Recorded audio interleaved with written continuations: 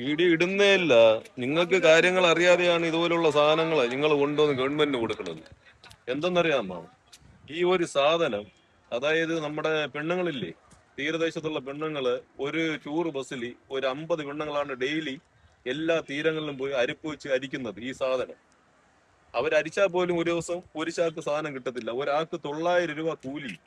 അവര് പോകുന്ന travelling charge, ഉച്ചയ്ക്കുള്ള ഭക്ഷണം എല്ലാം ഫ്രീ ആണ്. ഒന്നും കാണാതെ ഇത്രയും കൊടുത്ത് അവരെ ഈ ജോലി ചെയ്യിപ്പിക്കണമെങ്കിൽ ഇത്രയും സാധനങ്ങൾ, ഈ നൂറുകണക്കിന് സാധനങ്ങൾ കൊണ്ടുവന്ന മത്സ്യത്തൊഴിലാളികൾക്ക് എന്താണ് കൊടുത്തത് ഗവൺമെന്റ്?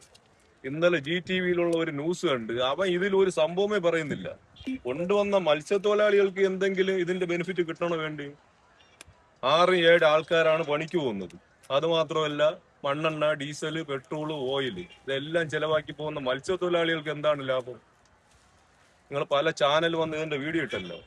നിങ്ങൾ എന്തുകൊണ്ടാണ് ഇപ്പൊ എംബസിയുടെ ഒരു കണ്ടെയ്നർ ഷിപ്പ് മറിഞ്ഞ് അതിലുള്ള ഈ പറഞ്ഞ പ്ലാസ്റ്റിക് സാധനങ്ങളെല്ലാം പോയെന്ന് പറയുന്നത്? അതുപോലെ തന്നെ തടിയും സാധനങ്ങളൊക്കെ കിട്ടിയത് നമ്മളൊരു 7-8 മാസം മുമ്പ് കണ്ട ഒരു കാര്യമാണ്. അപ്പൊ ഇതുപോലുള്ള ഒരു സാധനത്തിന് കളക്ട് ചെയ്ത് കൊടുക്കണമെന്ന് നിങ്ങൾക്ക് നിർദ്ദേശം വന്നിട്ടുണ്ട്.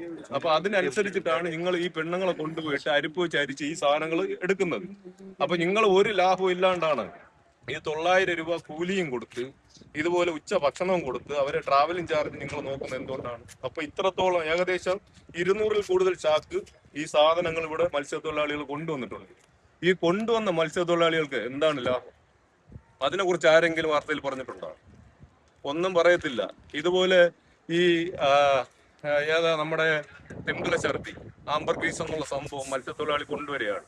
ഇതിനെ ഒരു തട്ടുമുട്ടിയില്ലാണ്ട് ഗവൺമെന്റ് ഒന്ന് വാങ്ങിച്ചുകൊണ്ട് പോകുന്നു. ഫോറസ്റ്റ് ഡിപ്പാർട്ട്മെന്റ് ഒന്ന് വാങ്ങിച്ചുകൊണ്ട് പോവുകയാണ്. നിങ്ങൾ അവിടെ കൊണ്ട് ചെക്ക് ചെയ്ത് ഇത് ഒറിജിനൽ ആണോ ഡ്യൂപ്ലിക്കേറ്റ് ആണോ എങ്ങനെ മത്സ്യത്തൊഴിലാളി അറിയുന്നത്? ഇത്രയും കോടിക്കണക്കിന് രൂപയുടെ ഈ സാധനം നിങ്ങൾ വാങ്ങിച്ചുകൊണ്ട് പോകുന്നില്ല. എന്തെങ്കിലും മത്സ്യത്തൊഴിലാളികൾക്ക് ബെനിഫിറ്റ് ഉണ്ടോ? ഒന്നുമില്ല. അപ്പൊ വീണ്ടും വീണ്ടും മത്സ്യത്തൊഴിലാളിയെ അവർക്ക് ബുദ്ധി ഇല്ല എന്ന് നിങ്ങൾ വരുത്തി തീർക്കുകയാണ്. അവര് പണി ചെയ്യുന്ന സ്പോട്ടിൽ കണ്ട സാധനം കരയ്ക്ക് കൊണ്ടുവന്നിട്ടുണ്ട്. നിങ്ങളെ എല്ലാ ഡിപ്പാർട്ട്മെന്റിനെ അറിയിച്ചിട്ടുണ്ട്. ഈ സാധനം കൊണ്ടുപോകുമ്പോൾ അവർക്ക് തക്കതായ അതിൻ്റെതായ എന്തെങ്കിലും ഒരു പ്രതിഫലം കൊടുക്കുക നിങ്ങൾ.